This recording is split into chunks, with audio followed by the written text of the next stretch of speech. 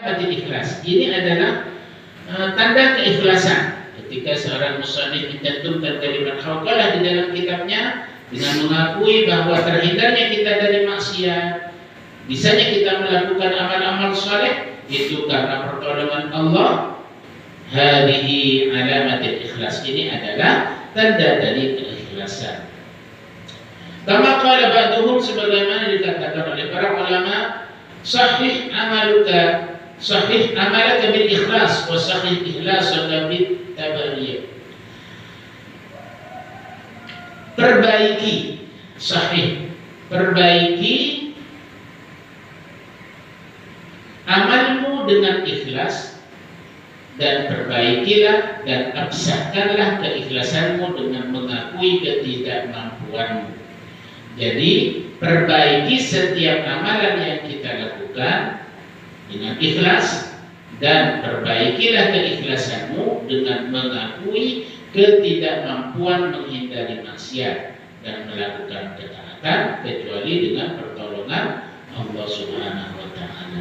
Jadi kalau kita semakin memperkuat kalimat hauqalah ini di dalam diri kita, mengakui bahwa yang kita lakukan itu hanya semata-mata karena pertolongan Allah, terhindarnya kita dari perbuatan maksiat itu karena pertolongan Allah, maka kita menjadi hamba yang ridho kepada Allah, bahwa segala yang kita lakukan tidaklah lepas dari pertolongan Allah Subhanahu wa taala. Selain itu, lafaz hauqalah adalah tanaman-tanaman surga. Terkait dengan faedahnya hauqalah, disebutkan bahwa hauqalah itu adalah berupa tanaman-tanaman surga. Terkadang ketika kita mempunyai amal-amalan soleh, Allah dan Rasulnya menggambarkan pahalanya menjadi bentuk pahala akhirat. Salat duha misalnya, siapa yang melaksanakan salat duha sekian rakaat akan dibangunkan rumah di surga. Siapa melakukan menyumbangkan untuk masjid, akan dibangunkan istana di surga. Begitu kira-kira gambarannya. Nah, yang membaca kalimat hauqalah itu akan seperti ia telah menanam pohon-pohon di taman-taman surga. Akhirnya kan ini pohon siapa? Pohonnya Pak Agus ini. Kan biasa gitu. Orang lain nggak berani ngambil. Berarti lahan ini punya siapa? Punya Pak Agus. Nah, di surga itu seperti itu. Surga itu luas dan banyak taman di sana. Seperti kita sekarang duduk di taman-taman surga, maka nanti di surga kita akan punya taman di mana kita punya halaqah, punya kelompok pengajian di sana yang bisa hadir bertemu di taman-taman surga seperti itu. Nah, melafatkan hauqalah itu demikian. Ketika kita memperbanyak hauqalah, maka taman-taman itu akan dipenuhi dengan pohon-pohon yang kita bacakan lafaz hauqalah ketika kita masih di dunia. Disebutkan dalam hadis Mi'raj, hadis ketika Nabi melaksanakan Isra Mi'raj. Dan ada istilah Isra Mi'raj. Isra itu perjalanan yang datang, perjalanan di bumi dari Masjidil Haram ke Masjidil Aqsa. Isra, perjalanan di malam hari. Tapi yang ke atas ini namanya Mi'raj. Makanya kita mendengarnya peristiwa itu Isra Mi'raj. Ketika ke atas, Nabi mengalami banyak peristiwa. Bertemu dengan para nabi di langit pertama, kedua, ketiga, keempat, sampai ke Sidratil Muntaha. Ketika itu juga Nabi diperlihatkan tentang surga, diperlihatkan tentang neraka dan segala bentuk penyiksaan yang ada di neraka, dan juga segala kebaikan yang ada di dalam surga. Di dalam hadis Mi'raj, Rasulullah SAW melihat Nabi Ibrahim alaihissalam yang tengah duduk di samping pintu surga, bertemu dengan Nabiullah Ibrahim. Nabi Ibrahim kita kenal sebagai Abul Anbiya, bapaknya para nabi. Itu Nabiullah Ibrahim. Bertemu Nabi Muhammad dengan beliau di samping pintu surga, di atas kursi yang terbuat dari intan sebarjut hijau. Nabi Ibrahim berkata kepada Rasulullah SAW, beliau menyampaikan dalam hadisnya disebutkan,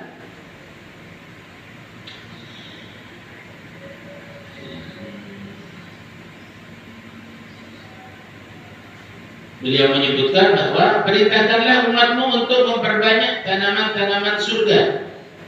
Jadi Nabi disuruh oleh Nabi Allah Ibrahim untuk memerintahkan umatnya memperbanyak tanaman-tanaman surga.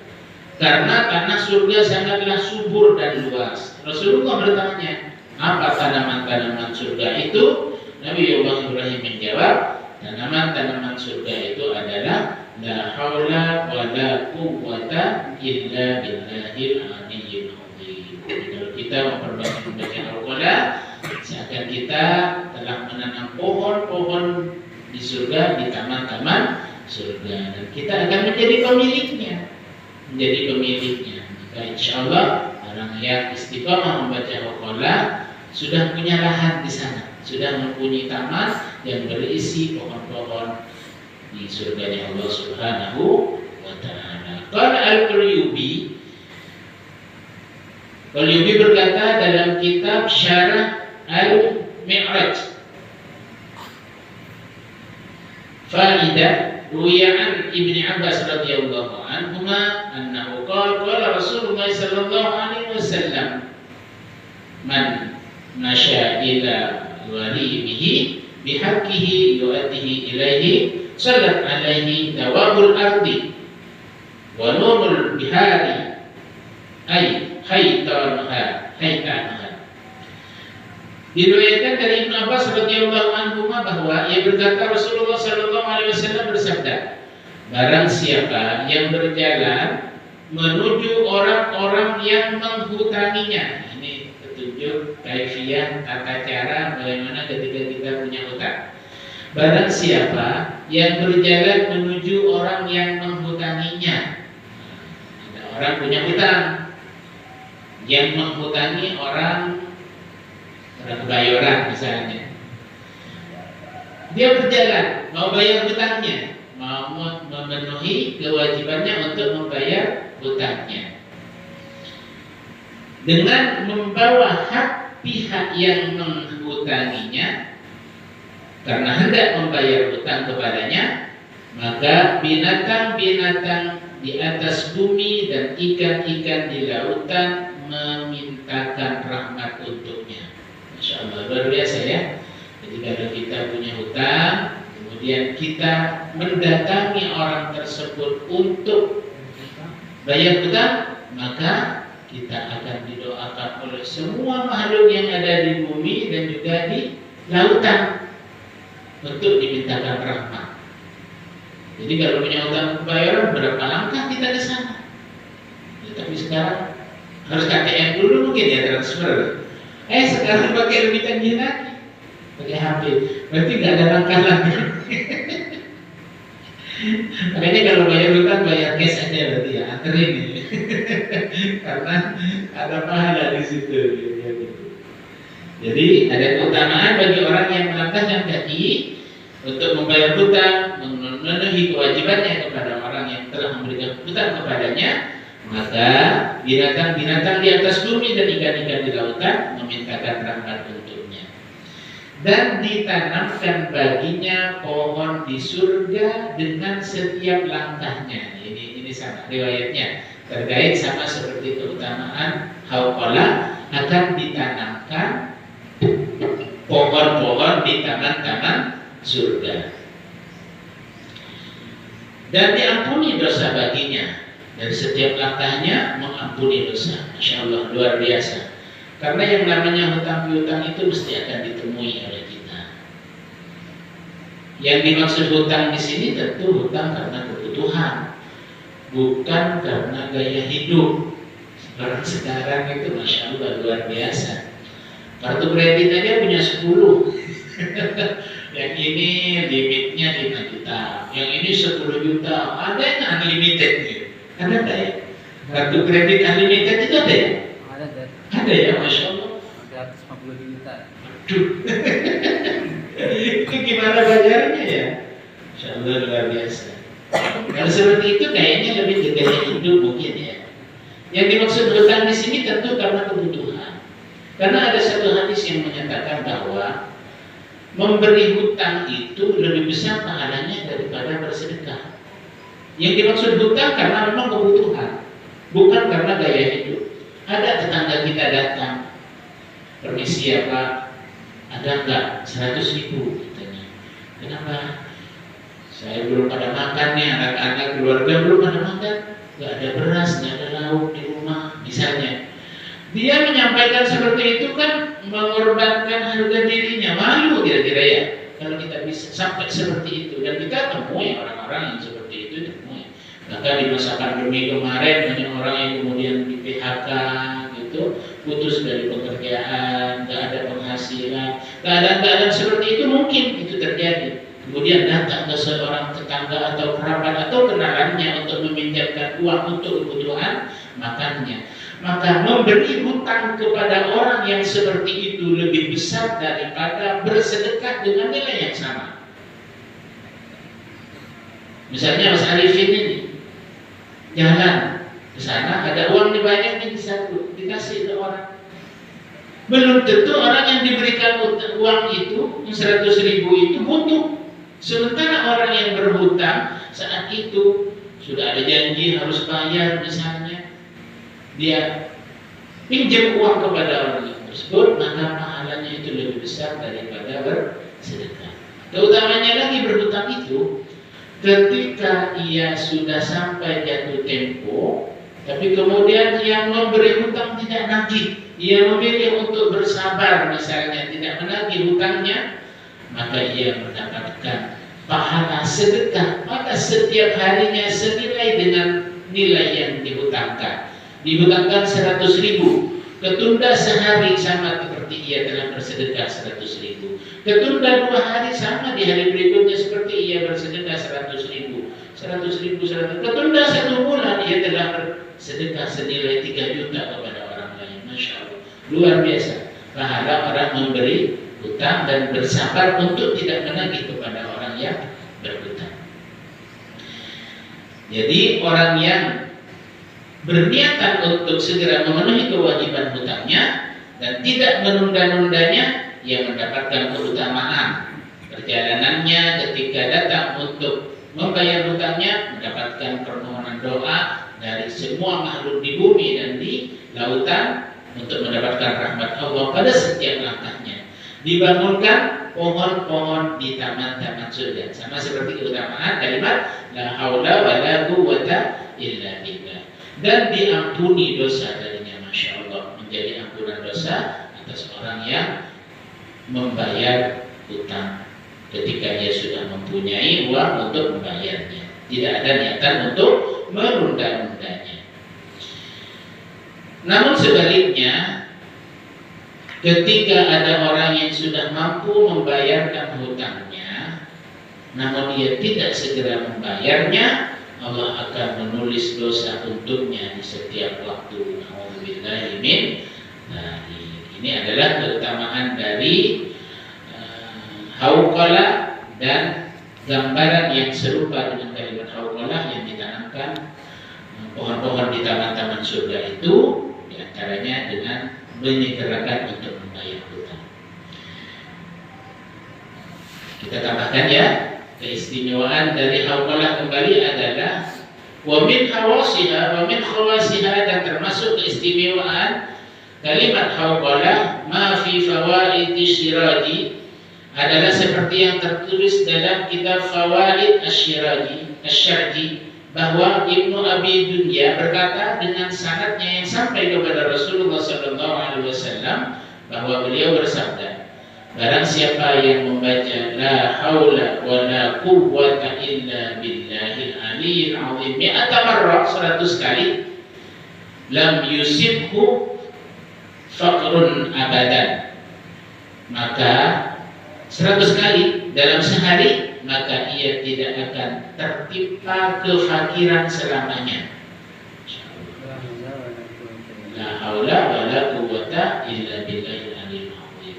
Didawamkan setiap hari, maka siapa yang membiasakan membaca kalimat ini setiap harinya, ia tidak akan tertimpa kefakiran selama-lamanya. Masya Allah. Semoga kita diberikan keistiqomahan. Setidaknya Allah akan memberikan kemudahan dalam semua urusan-urusan kita di dunia ini. Ada tambahan lagi, wa ruwiya fil khabar aidan idza nazala bil insani muhimmun wa tala la haula wa la quwwata illa billahil aliyyil azim 300 marrah farajallahu anhu. Ay aqalluha dzalika dzikruhu Syekhana Yusuf fi khasyiyatihi 'ala al-mi'raj. Diriwayatkan dalam hadis juga ketika seseorang memiliki hajat yang penting. Kalau punya hajat yang penting, masing-masing kita punya hajat.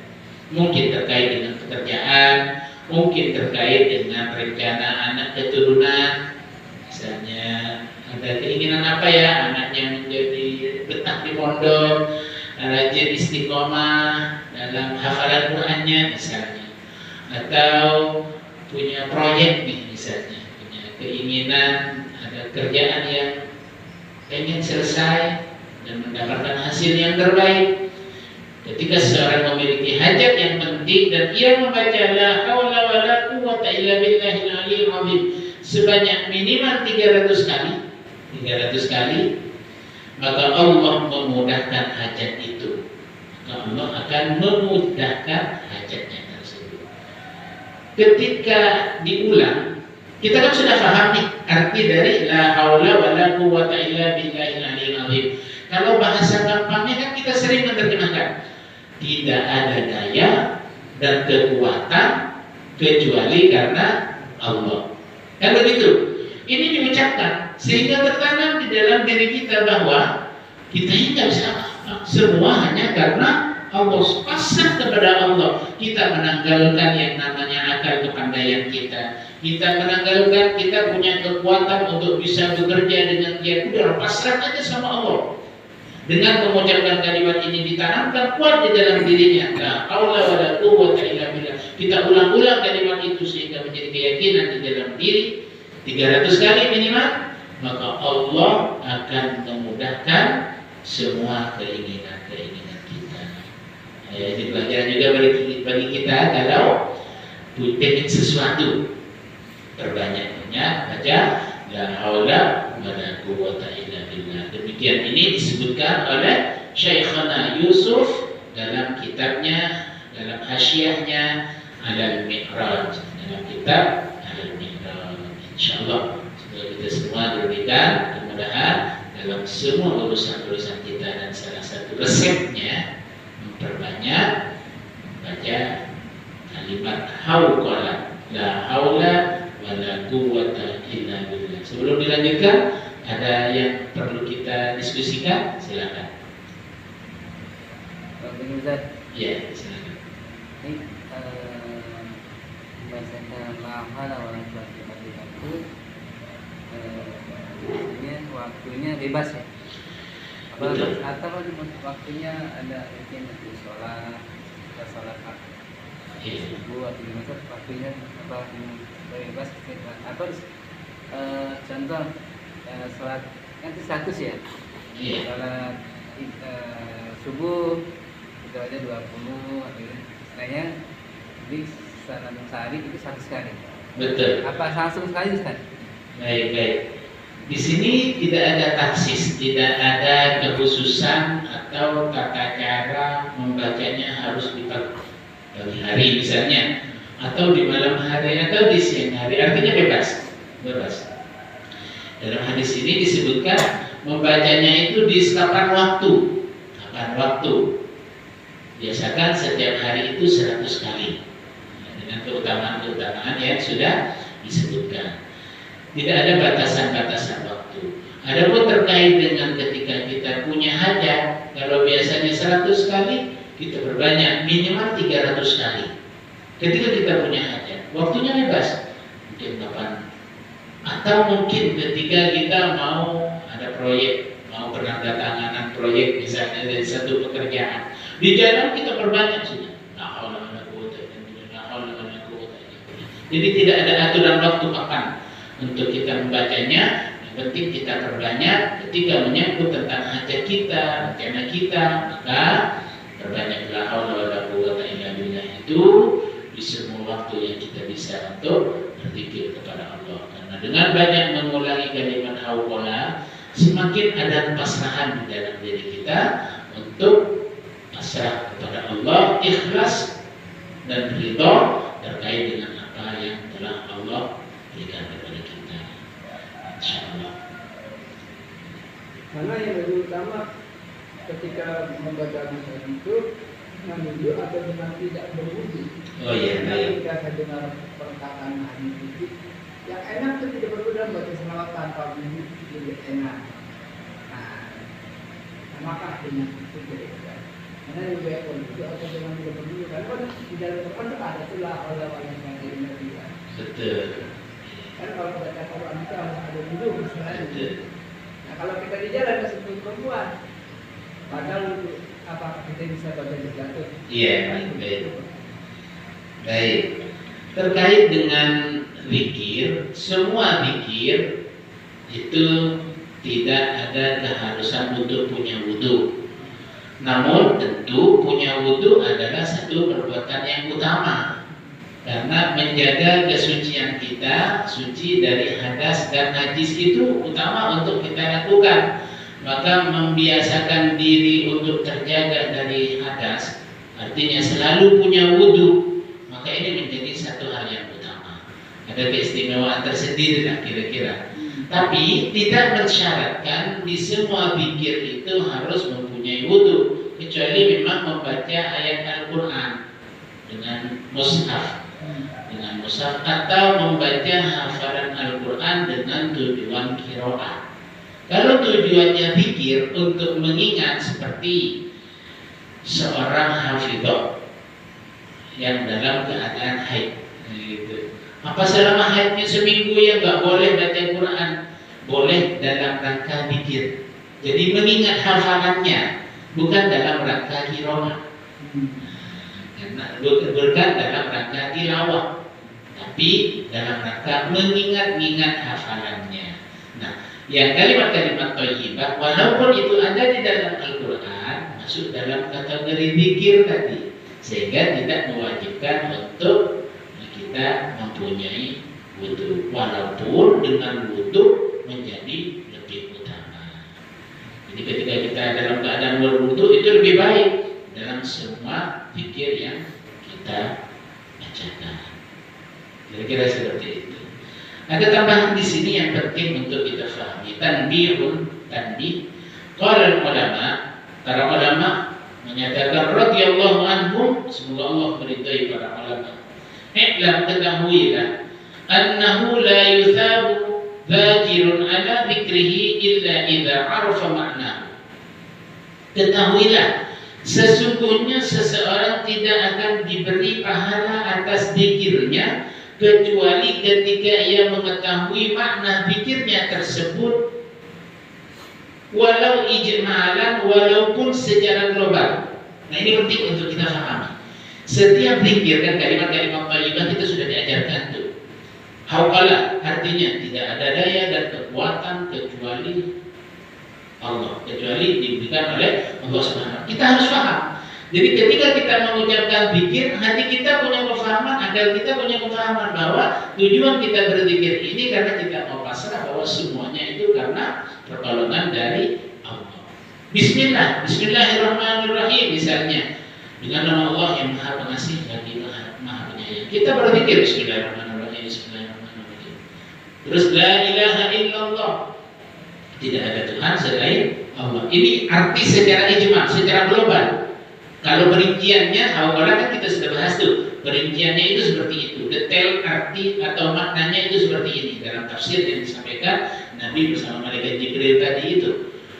Kita harus paham makna secara global dari setiap zikir yang kita bacakan. Karena kalau tidak disertai dengan kefahaman makna pada zikir yang kita lafazkan, kata para ulama, ia tidak akan diberi pahala atas zikirnya. Itu penting untuk kita pahami ya. Harus tahu maknanya dulu. Ayo kamu banyak baca tasbih ya. Subhanallah bihamdihi subhanallahil. Apa ya artinya ya? Enggak tahu nih misalnya. Dia tidak mendapatkan pahala dari zikirnya itu.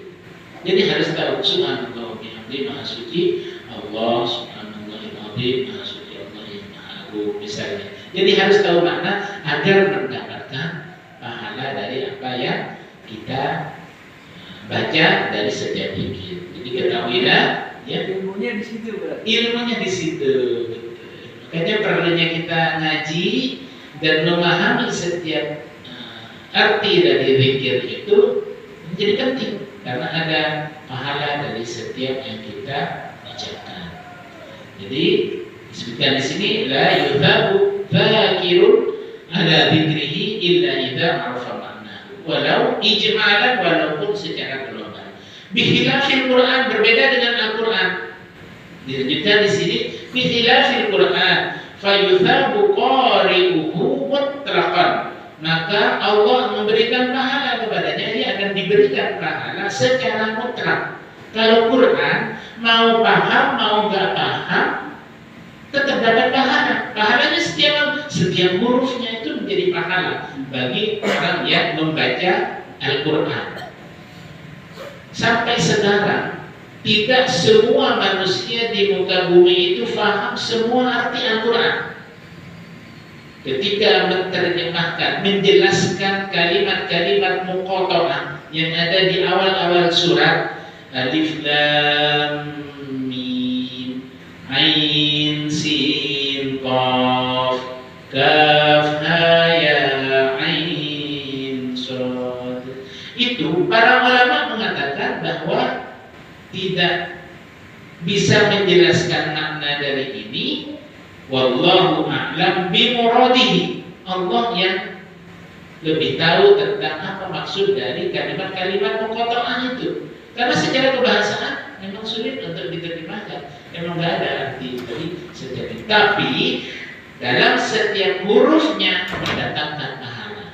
Alif Lam Mim, dalam satu hadis yang dicontohkan itu adalah Alif Lam Mim. Jangan katakan itu satu huruf, tapi itu adalah 3 huruf, yaitu huruf Alif, Lam, dan Mim. Masing-masing huruf mendapatkan 10 kebaikan, maka itu mendapatkan 30 kebaikan. Padahal kita nggak paham artinya.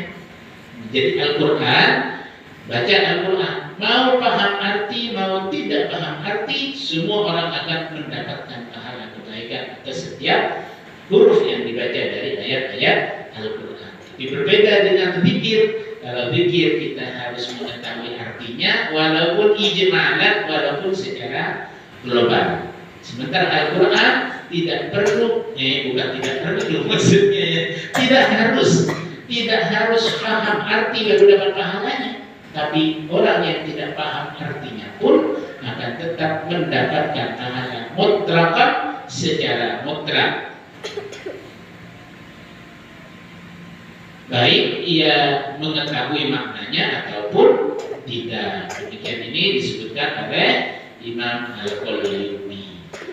Insyaallah semoga kita terus istiqomah baca Al-Quran, dan walaupun tidak paham, kita tetap akan mendapatkan kebaikan dari setiap huruf dari ayat suci Al-Quran. Insyaallah. Jadi mulai sekarang kita pahami itu ya, kalimat-kalimat zikir yang kita baca. Kalimat tahlil, la ilaha illallah, tidak ada Tuhan selain Allah. Alhamdulillahirabbil alamin, segala puji bagi Allah Tuhan semesta alam. Ini makna secara global saja kita pahami dulu. Kemudian tasbih, subhanallah wa bihamdihi, maha suci Allah, subhanallahil azim, maha suci Allah yang maha agung. Kemudian hauqala, la haula wala quwwata illa billahil aliyil azim, tidak ada daya dan kekuatan kecuali karena pertolongan Allah yang maha tinggi dan maha agung. Kemudian basmalah, bismillahirrahmanirrahim, dengan nama Allah yang maha pengasih lagi maha penyayang. Atau kita membiasakan diri baca ta'awudz, a'udzubillahi minasyaitonirrajim, atau yang lebih panjang lagi, a'udzubillahi samiil alim minasyaitonirrajim, atau a'udzu bikalimatillahi tammati min syarri ma khalaq. Jadi ulang-ulang tulisannya karena ada hadis yang mengatakan siapa yang membaca ini di pagi hari ia akan diselamatkan di siang harinya. Siapa yang baca di awal malam akan diselamatkan di malam harinya sampai pagi. A'udzu bikalimatillahi tammati min syarri ma khalaq. Kita pahami arti dari setiap zikir yang kita bacakan agar mendapatkan pahala dari apa yang kita bacakan dari zikir tersebut. Berbeda dengan Al-Quran, walaupun tidak paham artinya, ia akan tetap mendapatkan pahala secara mutlak, insya Allah. Baik, ada lagi yang mungkin terlebih? Disinggung masalah utang. Ya. Orang yang mau biar artinya tidak nagih, artinya pahalanya akan berdapat lagi satu hari, 2 hari, selama setahun terus. Apakah sama dengan amal jariah kalau itu? Nah, kalau itu mendingan kalau seandainya itu kita nggak usah tagih aja utang. Artinya kalau misalnya nggak terlalu berat nih, ya dari buat pahala jadi amal jariah kan gitu. Jadi dikembalikan pada ikhlas, ketiranya masih dibayar kan begitu. Iya. Sama nggak kira-kira itu? Pahalanya terus berjalan gitu ya. Iya. Amal jariah kan. Iya. Bahasa istilah amal jariah itu adalah amal yang terus berjalan pahalanya. Baik ketika kita hidup maupun ketika kita sudah meninggal dunia. Terkait yang sudah meninggal dunia, amal jariah yang dimaksud itu kan 3 itu ya. Nah, ilmu yuntafa'u bihi awaladun sholihin yad'u lah, atau shadaqatun jariyah, amal yang jariyah, amal yang terus mengalir pahalanya. Artinya setiap kebaikan yang kita lakukan akan menjadi pahala. Di antaranya dengan memberi hutang tadi. Di setiap harinya dalam satu hadis disebutkan kalau kita bersabar untuk tidak menagihnya, maka setiap harinya kita akan mendapatkan pahala bersedekah senilai dengan yang dihutangkan. Itu yang dimaksud dengan jariah itu seperti itu. Jadi berjalan terus kehidupan pahalanya. Lebih baik seperti itu. Kita ikhlasin saja gitu. Kita ikhlasin saja, nggak ketemu orang, kita nggak udah nyinggung lagi. Orangnya kadang mungkin udah nggak mau ketemu kita karena malu, mungkin belum bisa kaya.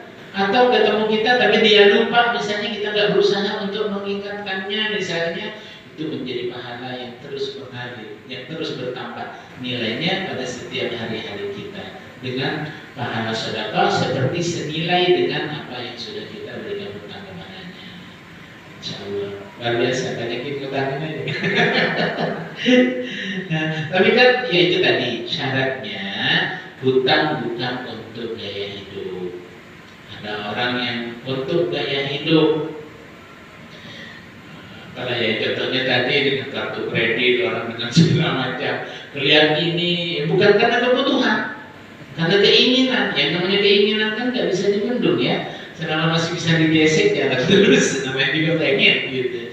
Tapi ini yang dimaksud ketika kita memberikan hutang kepada orang yang membutuhkan. Insya Allah semoga menjadi pemahaman kepada kita semua. Jika ada yang salah, itu datangnya dari saya pribadi, dan kebenaran hanya milik Allah Subhanahu wa Ta'ala. Semoga menjadi ilmu yang bermanfaat bagi kita semua. Amin. Dan Allah wa iyyakum ajma'in. Akhirul kalam. Wassalamualaikum warahmatullahi wabarakatuh. Waalaikumsalam warahmatullahi wabarakatuh. Kafaratul majlis. Subhanallah wa bihamdika asyhadu an la ilaha illa anta astaghfiruka wa